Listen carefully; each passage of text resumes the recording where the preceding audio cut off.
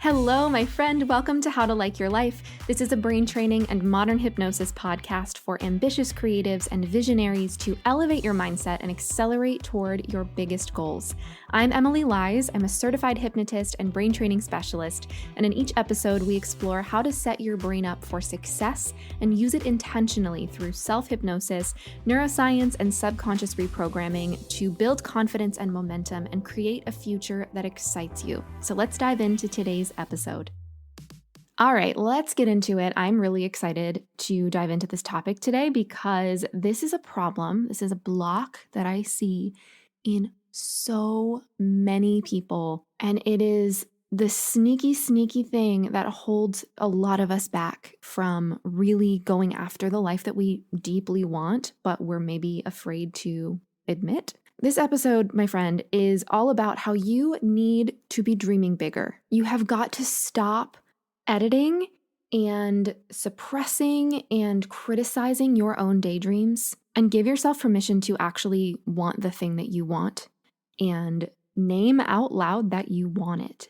I think that we as a society have gotten so obsessed with the idea of narcissism or an ego that we now equate that with ambition or people who just want something big for their lives. But my friend, wanting a big life is not bad. Wanting more for yourself is not morally wrong.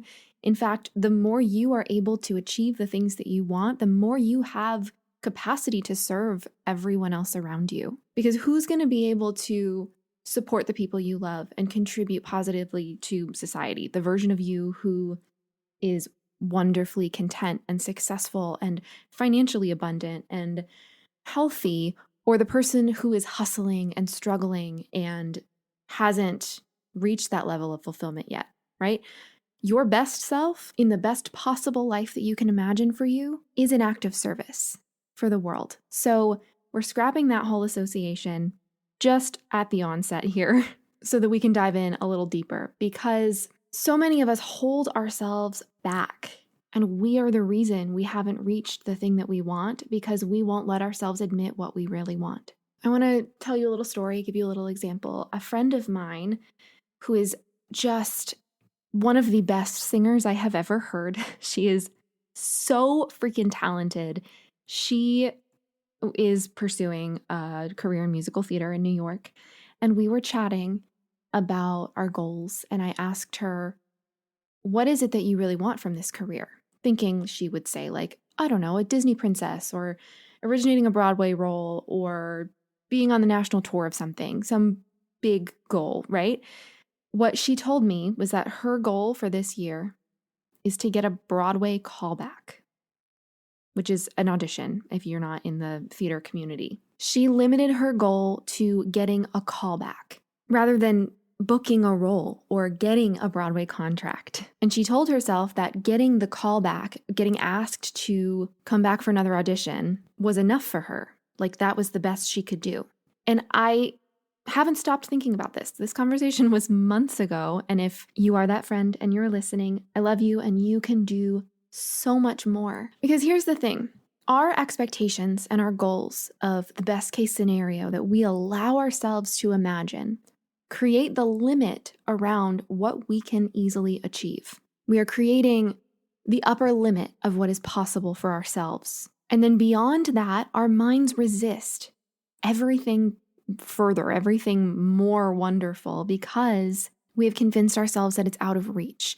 And when we perceive that things are out of reach, we perceive that we can't handle it, or it's a mismatch with our self-worth or our identity. And then it becomes impossible for us to get there. We are putting up the walls and the confines around what we can achieve in our lives based on the goals that we set and the dreams that we give ourselves permission to name. Because the way that our subconscious minds work, and the subconscious runs 95% of the show, is that they are wired to protect us and keep us safe and keep us in our nice little comfort zone. Because anything that is unfamiliar, anything that feels misaligned or different or intimidating or bigger than us could be a potential threat. We don't know if it's going to hurt us. And so as a result, we naturally resist anything that could feel dangerous or uncomfortable. I started reading the book The Big Leap by Gay Hendricks. I'm pretty early into it, but he talks a lot about the upper limit problem. And this is exactly what we're talking about here, the way that we create the confines of what is possible. And he shares this story about how in the early days of when they started using trains in society, scientists thought that if we went more than 30 miles an hour, the human body would explode. And because of this false belief, because they just didn't know if 31 miles an hour was safe, they just didn't go faster than that for a really long time. And then some people, thankfully, were like, you know what, we're gonna just see. We're gonna find out. And they went a little faster and they found out that they didn't explode. They actually survived. And now how many of us are speeding down the highway at 80 or 90 miles an hour, right? I'm not saying that we should do that, but our bodies are not exploding. It's actually safe. But because our brains reference our beliefs and our expectations, and they check in with those things to determine if we can handle something, we often hold ourselves back from something that could be wonderful and really good for us. And it is a self-imposed limitation. Now, of course, saying that it's self-imposed does not mean it is your fault. It does not mean that you are choosing to hold yourself back. It just means that the thing that is holding you back is within that skull of yours. And it is because of some very, very old survival programming that we have inherited for hundreds and hundreds and thousands of years. And because that survival programming makes us fear newness, it also causes us to fear success. A lot of us think that we're afraid of failure because failure seems really shitty, right? Who wants to get rejected and never live up to our full potential and not be living the life that we want? But the idea of success to our subconscious minds is way scarier. Because again, success means that everything changes for you. Changing our lives, making our Broadway debut, getting a promotion, starting a business, moving across the country, starting a new relationship. These are all really big risks because we don't know how it's going to go. We don't know how it's going to feel. We don't know what our day-to-day life will look like. All of our habits are going to have to change. And success could also come with humiliation or visibility or judgment or more responsibilities. It's intimidating to think of getting everything that you've always wanted. And failure, which is what my wonderfully talented friend was kind of hoping for by saying that her only goal was to get a callback, failure is the comfort zone because the callback would mean that she would get a little bit of a confidence boost. She would feel like she got a win that she could celebrate, but getting the callback and not booking the role means that she gets the reward of that celebration without anything in her life changing. And that is the sweet spot for our subconscious minds. They don't want things to change. And even though emotionally it feels like crap to fail and find out that you didn't book the role or you didn't get the job or that person doesn't want to date you, to your subconscious, this means that everything just gets to stay safe a little bit longer. You get to stay cozy and not have to stretch yourself or change or put yourself at risk for yet another day. And to your mind, that is a good thing. So if you aren't making progress and you really want to move forward, I want you to think about this. This is probably what's happening for you because fear of success is far, far more common than fear of failure when it comes to people holding themselves back. And this shows up in procrastination and delaying the actions that you need to take to get where you want to go because you don't have a sense of urgency to build that life that you want. It might feel like imposter syndrome, so that when you consider a bigger goal beyond that callback, you might feel like you're unworthy of that success, or you have fears of being exposed as a fraud. It might show up as avoidance, avoiding the spotlight, avoiding praise, avoiding opportunities. And when it comes to our upper limit, the way that we set our goals is another form of self-sabotage. Telling yourself that you'll just be happy with a job that pays the bills or just being able to participate in something but not actually winning. It's okay to want to win. It's okay to want more. And it is okay to dream about the biggest possible goals that you can imagine for yourself. So what is the solution here? First and foremost, according to Gay Hendricks, which I love this philosophy, and I actually wrote about it in my book that's coming out in January, is that if you want things to go well for you, if you want a big life for yourself, you have to be willing for things to go well for you. You have to tell yourself that it is okay to have a good life. For a lot of us, our comfort zone is in the struggle. And so it's going to feel really uncomfortable for things to start going well. And I know that this is backwards, and it blows my mind that this is even how our brains work. But you've got to start showing yourself that things can work out. And I've shared this tool before, but it is really useful for this particular issue. And that is to start looking for what is already going well around you. We have a negativity bias that keeps us from noticing and enjoying the positive experiences, but we really amplify the negative. So there's a lot of good stuff that's happening all the time, all around you, every single day that you aren't noticing. I want you to set an intention to start looking for them on purpose. Teeny tiny moments where things are working out. So the fact that you have a glass of water to sip on when you're thirsty, or when you are wearing a really soft shirt, or the weather is nice, or you find a parking spot, or they have what you need at the store, or somebody smiles at you, or you see a dog, or you have a couple minutes to take a break. When these little good things happen, I want you to focus on them longer than you normally would. Say to yourself, things are going my way. Things are going well right now. And let yourself take it in and enjoy it, because the subconscious mind learns primarily from experience. So when you are focusing on a real experience rather than just, repeating an affirmation or trying to force yourself to change a belief, that experience is getting through to your subconscious, and that is what's going to reshape your beliefs. And when you change your beliefs, you change your expectations for how life can go. And so over time, eventually, you're going to start noticing so many of those good things automatically without even looking for them. You're going to enjoy more of your life as you are living it. And that also means you're going to notice opportunities to expand, to work toward your goals, to get inspired. That is the first step, okay? The second step to expanding this upper limit, to expanding what is possible for you, is taking some time to figure out what it is you really want. A lot of people tell me that they don't know what they want for their lives. They don't know what their goals are. And that a lot of the time is because we don't let ourselves daydream. So this is great to do in a journal. It's also really fun to do in a conversation with a friend or a family member. Regardless of the format, I want you to start by just writing down the goals that you are aware of, the goals that you have set, the things you do want for your life. And you can get deep with this. You can paint a picture and write it out as a whole narrative of what your life looks like in your career, in your relationships, in your health, in your hobbies, in your passions, in your home, in your travel, how you spend your days, the thoughts you're thinking. Write out what it is you want, okay? If everything went as well as it possibly could for you, what would your life look like? And once you've done that, I want you to look back at what you've written or what you've shared and identify where you are holding yourself back. Maybe you've said to yourself, I want to make $10,000 a month. Why is that not 50? Why is that not 100? And I know that money isn't everything, and that truly could be enough for you to live your dream life, but numbers are an easy way to exemplify this. So ask yourself, why isn't it more? If it was more, what would I be afraid of? If I said that I wanted $1 million a month, what's wrong with that? And that's going to get you some clarity on the beliefs that are holding you back from naming the bigger thing. So maybe you are my friend who said, I want a Broadway callback. Why wouldn't you say that you want a Broadway role? What's scary about that?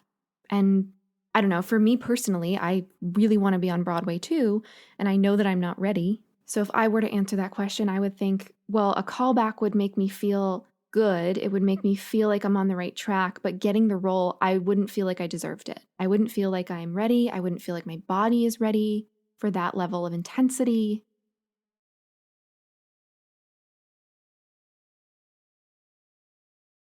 And you can start to see what it is your subconscious mind is trying to protect you from. And of course, we consciously know that having $1 million every single month is not going to be dangerous, right? In fact, it's going to probably do a lot of good things for us and the people around us. But if we have a belief that money is bad, or people who make a lot of, and I'm sure you're getting the idea here, this is where the limiting beliefs become crystal clear. This is going to do everything that it can to keep you from becoming the person that you don't want to become. So I want you to go back to that list that you made, this list of goals that you've created, and just do a little exercise. It's probably going to feel a little uncomfortable at first, and that's okay. But I want you to take a goal and expand it and go as far as you can with it.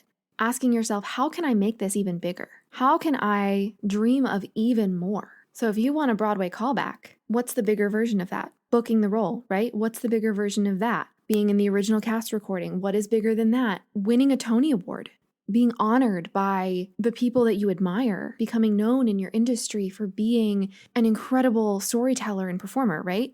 If you want to go on a little vacation with your family and you decided that you want to go to the beach and you have listed out a beach that is, I don't know, a half an hour from your house. What's bigger than that?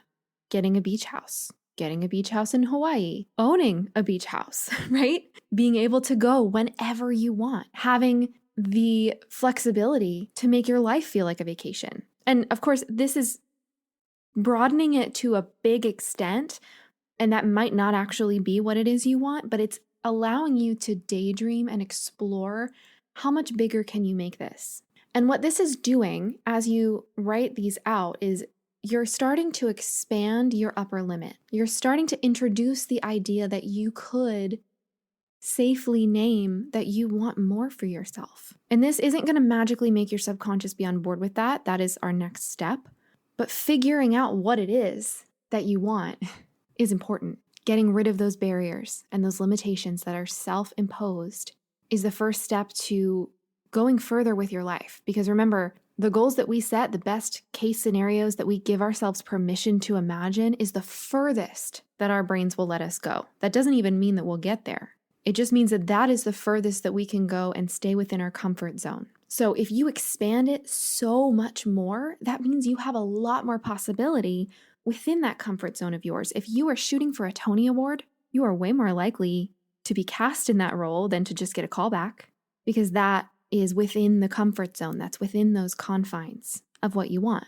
If you run a business and you tell yourself, oh, I have a goal of making $10,000 a month, your brain is going to make sure that you don't make 12 or 30 or 60 or $200,000, because that is just far too big for your little survival mechanism to fathom. But if you say to yourself, I'm comfy with the idea of making $1 million a month, then anything between $0 and $1 million is going to feel a lot more attainable. You have got to dream bigger. And I say this with so much love. There's nothing wrong with wanting more. There's nothing greedy about desiring a big life. As long as you aren't exploiting people or hurting people or animals or the planet, if you want more, let yourself name that. Let yourself want it. So the way that we actually get the subconscious mind on board with this takes a little bit of time, and that's okay. But we have the handy dandy tool of hypnosis that can really help with this. Now, the subconscious mind learns from experience, as we know, but it also learns from imagined experiences. It does not know the difference between what is real and what is imagined,